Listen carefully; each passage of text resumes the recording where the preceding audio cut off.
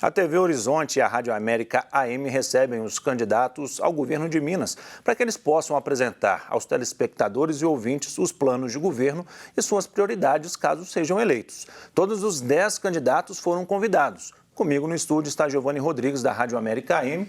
Juntos estamos conduzindo essas entrevistas de 20 minutos no total, sendo os últimos 60 segundos dedicados às considerações finais do candidato e da candidata. A ordem das entrevistas foi estabelecida em sorteio acompanhado por representantes de todos os candidatos e candidatas e, de acordo com a sequência sorteada, o nosso entrevistado de hoje é o candidato Marcos Pestana, do PSDB, o Partido da Social Democracia Brasileira. Essa entrevista ficará disponível na íntegra no canal da TV Horizonte, no YouTube. Seja muito bem-vindo, candidato. Obrigado pela presença. André, Giovanni, é um prazer estar aqui falando com os espectadores da Horizonte, os ouvintes da América. Prazer estar aqui. Obrigado pelo convite. Então, Marcos Pestana nasceu em Juiz de Fora, na Zona da Mata, tem 62 anos, é economista, professor universitário e servidor público de carreira. No governo do ex-presidente Fernando Henrique Cardoso, foi chefe de gabinete no Ministério das Comunicações e secretário executivo do Ministério do Meio Ambiente. Ele também foi secretário de Estado de Planejamento no governo de Eduardo Azeredo e esteve à frente da Secretaria de Estado de Saúde durante os 2 mandatos de Aécio Neves. Em 2010, foi eleito deputado federal e se reelegeu em 2014. Então, candidato, pela sua ligação com a saúde de Minas, vamos começar por este assunto. No seu plano de governo, o senhor fala sobre o desenvolvimento de condições para se combater futuras pandemias, né? Ter esse atendimento, essa vigilância e também sobre o fortalecimento de hospitais regionais, muitos deles parados desde a época que o senhor era secretário de saúde. Como o senhor pretende trabalhar essas matérias? Eu tenho larga experiência acumulada na área de saúde, porque eu fui 8 anos secretário de saúde e 8 anos deputado federal da Comissão de Saúde. Então, é um assunto que eu me aprofundei, tem artigos escritos, livros, e eu acabei focando como administrador público nessa área. O meu programa se estrutura em 3 eixos. Primeiro, o aprendizado da pandemia. O Brasil teve um desempenho muito ruim. Nós temos 2,7% da população mundial e temos 11% das mortes. Então, esses números revelam que alguma coisa muito errada aconteceu. Uma ruptura do Pacto Federativo, da cooperação entre prefeituras, estados e governo federal. Em vez da cooperação e solidariedade, se estabeleceu uma disputa, um conflito.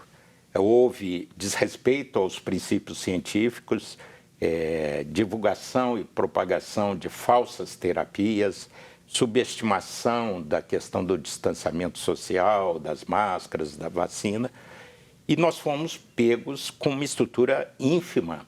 A nossa estrutura em Minas, laboratorial, por exemplo, para testagem, é absolutamente insuficiente.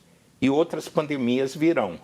Então, o primeiro ponto do meu programa de governo é o aprendizado da pandemia com a estruturação de uma retaguarda adequada para futuros eventos catastróficos, como a gente denomina esses eventos inevitáveis que acabam ocorrendo.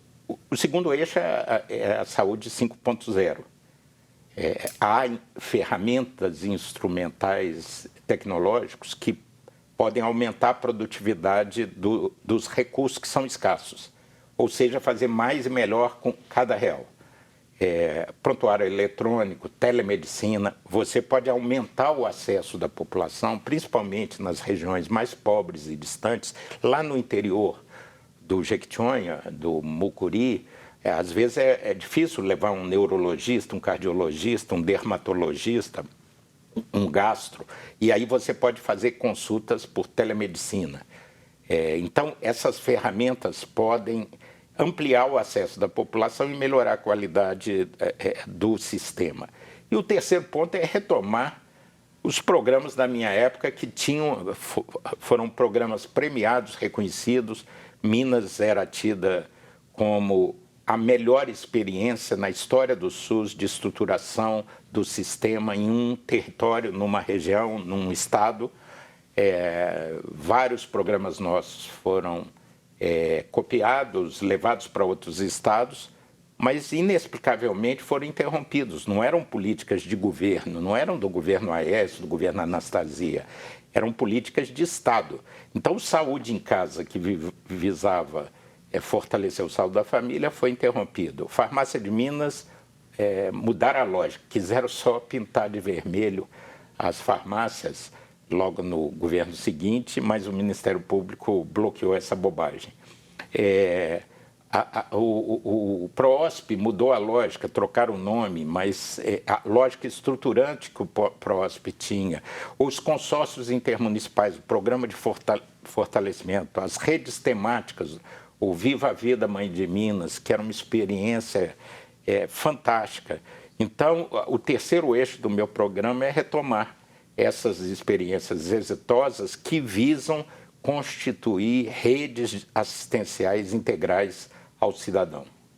Agora, falando de educação, candidato, o senhor propõe no seu plano de governo uma valorização, né, dos professores. Agora, como que exatamente seria, né, as propostas para esses profissionais? Mesmo eu não sendo... Eu sou professor da Universidade Federal de Juiz de Fora, e mesmo não tendo foco na educação, eu tenho uma visão clara, e mesmo como secretário de saúde, eu não puxava a sardinha para minha brasa.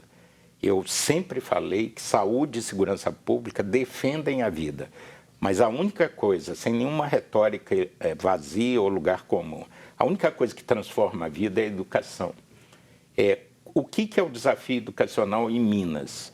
São 1.800.000 alunos na rede estadual, e engraçado, 1 milhão a menos que 20 anos atrás, porque simplesmente a curva demográfica está nascendo menos criança, então está havendo uma correção da curva da demanda sobre vagas escolares. Então, você caiu de 2.800.000 para 1.800.000 em 20 anos. Portanto, você não tem problema de oferta de vaga. Você não tem problema de escola. Então, você tem 1.800.000 estudantes em 3.500 escolas, com a cobertura de 80.000 professores em números redondos. O desafio é qualidade, não é quantidade, porque a estrutura atual é suficiente para atender esse 1.800.000. E desse 1.800.000, 1 milhão são no ensino fundamental, que deveriam estar na rede municipal. A Constituição é clara, a divisão de trabalho interfederativa na educação. Então, qual é o nosso plano? Primeiro, que a escola seja menos estatal e mais comunitária. Está provado por vários estudos científicos que o envolvimento dos pais, da comunidade, a criança e o jovem sentir que a família e a comunidade valorizam o seu aprendizado, que aquilo é importante para a vida, tem mais repercussão, por exemplo, que mestrado e doutorado para professor. Então, é tornar a escola um espaço comunitário, o centro de gravidade em cada bairro de Minas Gerais, em parceria com as prefeituras. Para isso acontecer, você tem uma figura central que é a diretora de escola. Ela é o locus, ela é a pessoa que pode articular professores, pais, comunidade e a secretaria estadual e alunos. Então, eu pretendo, junto com o secretário ou secretária de educação, que por sinal será mineiro ou mineira, porque é uma estrangeirada no atual governo que não sabe o sotaque de Minas e as raízes de Minas, eu vou cuidar diretamente desse desafio com as diretoras, com as 3.500 diretoras. O governo atual está entupindo elas de tarefas burocráticas, em vez de valorizar o papel de liderança que elas têm. Quanto aos professores, e eu fui professor a vida toda, você precisa, não há educação, assim como não há segurança e saúde sem profissionais reconhecidos, estimulados, motivados, você não faz educação de qualidade se você não tiver um pacto, não tiver uma mobilização de corações e mentes no meio do professorado. E aí, quais são as tarefas? Um programa de educação permanente, você tem que ter qualificação permanente. Isso nós temos um parque de universidades, inclusive a PUC aqui, para ajudar nesse esforço. Quer dizer, o ensino superior dando suporte ao ensino médio fundamental. Você tem que dar suporte tecnológico, porque é uma covardia. A molecada está indo em lan house, jogando joguinho eletrônico. Aí você competir com essa cabeça da molecada com giz e quadro negro é uma covardia. As crianças vão dormir na aula, né? Então você tem que tornar o ambiente de aprendizado tem que ser atraente. Então, assim, o professor é fundamental, tem que ter uma nova carreira e nós temos que criar um pacto, porque não dá para... As questões ideológicas, não me importa se o professor é do PSTU, do PSOL, do PT, as questões sindicais vai ser comigo, eu vou dialogar diretamente. Mas na escola, vamos fazer uma aliança profunda, um compromisso profundo com as crianças e com os jovens. E o quarto ponto é o ensino médio profissionalizante. Tem a pré-escola, você não tem insuficiência de vagas no ensino médio fundamental, mas você tem um déficit na pré-escola. E está provado também que a capacidade cognitiva da criança se define na primeira infância. Então, o problema da creche, da primeira escola, é essencial. Se a criança muito novinha não tem o que a classe média tem, aqueles brinquedos que desenvolvem a capacidade cognitiva, a criatividade, você joga todo o esforço fora, posterior, né? Você já cria obstáculos de aprendizado muito grandes. Então, assim, esse é o conjunto. Nós temos que discutir um tema que há preconceitos e mitos, que é a municipalização. O correto é esse 1 milhão de alunos. O Ceará, por exemplo, que tem das 100 melhores avaliadas escolas, tem 79 estão no Ceará. O Ceará não tem nenhum aluno de ensino fundamental na rede estadual. Candidato, só para a gente poder falar de outros assuntos também, vamos falar um pouquinho da... Porque é engraçado a contradição, né? Porque todo mundo cobra que a gente fala de programa de governo. Não há soluções simples para assuntos complexos. Sim, um assunto muito complexo aqui na nossa região também é a questão do meio ambiente. Mineração, desmatamento, como combater a mineração predatória que a gente tem visto, causaram tantas mortes recentemente. Eu conheço muito o assunto de mineração por 2 motivos. Eu fui vice-ministro do Meio Ambiente. Essa é a diferença para os outros candidatos. Eu tenho uma larga experiência no setor público. Meus adversários começaram há 4 anos, 6 anos, eu tenho 40. Então, eu já fui vice-ministro do Meio Ambiente, organizei, inclusive, com o ministro Zé Carlos Carvalho, a Rio +20. O marco, ainda no governo Collor, antes do impeachment, houve a Rio 92, que foi um marco no Pacto Global pelo Desenvolvimento Sustentável. Eu conheço, então, nós instalamos no IBAMA, naquela época, o ministro Zé Carlos, Zequinha Sarney, o sistema de monitoramento de desmatamento e incêndios por satélite. Você tem uma legislação em Minas, Minas foi pioneira. Quem quiser conhecer o nosso histórico, os governos do PSDB, procure, porque eu não vou ter tempo de falar aqui, www.marcospestana45.com.br. Quem se interessar, aí no capítulo do meio ambiente, tem uma vasta exposição de tudo que nós fizemos para projetar o futuro. Vamos dizer claramente, o problema não está no quadro legal normativo.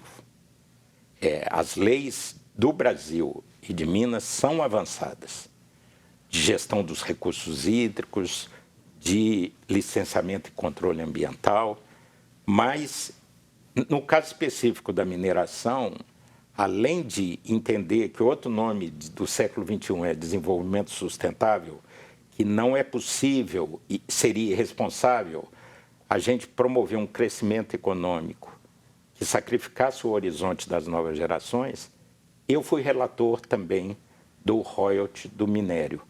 Eu trouxe 3 bilhões de reais para o caixa das prefeituras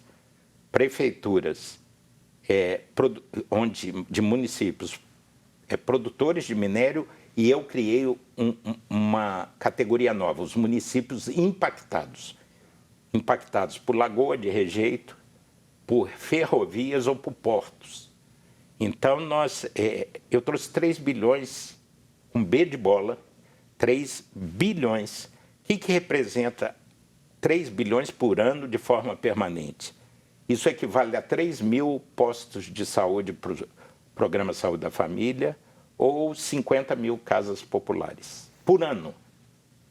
Eu enfrentei os grandes interesses como relator da medida provisória do royalty, fiz um arranjo e uma inovação e coloquei esse dinheiro. Então, eu conheço bem a alma da mineração. Mineração faz parte da nossa história, está na nossa alma, desde o período colonial, Ouro Preto, Diamantina, no período de exploração do ouro e do diamante. Temos essa vocação, gera emprego e renda, mas tem que ser feito com segurança, porque Brumadinho e Mariana nunca mais. Candidato. E na Serra do Cipó não haverá mineração. Então, o que há é um problema de liderança, atitude e aproveitar os espaços legais que existem para fazer uma exploração responsável da mineração. Para falar de segurança pública também, o cientista político Robson Sávio, que é coordenador do Unesp da PUC Minas, enviou uma pergunta. Vamos acompanhá-la. Considerando a segurança pública como uma política universalista, o que o senhor ou a senhora pretende fazer primeiro para melhorar a prestação de serviços policiais, diminuindo os índices de violência e letalidade das polícias e garantindo o atendimento e tratamento policial isonômico a todos os cidadãos? E segundo, quais as ações concretas para melhorar a efetividade do sistema prisional mineiro, que tem mais de 60 mil presos, consome mais de 2 bilhões de reais por ano, apresenta altos índices de reincidência criminal e mantém condições degradantes de acautelamento dos presos, além de inúmeras denúncias contra detentos e seus familiares? Bem, nós temos boas polícias civil e militar. Não temos os problemas graves que outros estados enfrentam, de conluio com crime organizado, de corrupção. Nós temos bons centros formadores, a Academia da Polícia Civil e a Academia da Polícia Militar. As ações clássicas são conhecidas, não há que se inventar a roda. Apostar nas ações de inteligência, tem que matar o mal na raiz, tem que equipar, ter armamento, ter veículo, ter retaguarda tecnológica, tudo isso. Mas o principal é retomar confiança das polícias penal, civil e militar no governador. O atual governador quebrou a palavra, assinou e anunciou um acordo e não cumpriu. O mineiro não admite isso. Palavra dada, palavra cumprida, é no fio do bigode, e isso é igual cristaleira. Quando você rompe a palavra e perde a confiança, é uma vez só. Então, as nossas forças policiais não confiam no atual governador. Candidato, eu preciso só, como falta só um minuto, eu preciso que o senhor faça suas considerações finais. E quanto ao sistema penitenciário, nós temos a melhor experiência que foi feita no governo do PSDB, que é a PPP de Ribeirão das Neves, que tem os melhores índices nacionais. É preciso também transformar a legislação penal para separar o ladrão de galinha do crime organizado. Bem, eu queria me dirigir, então, a você que está nos assistindo pela Horizonte, pela América.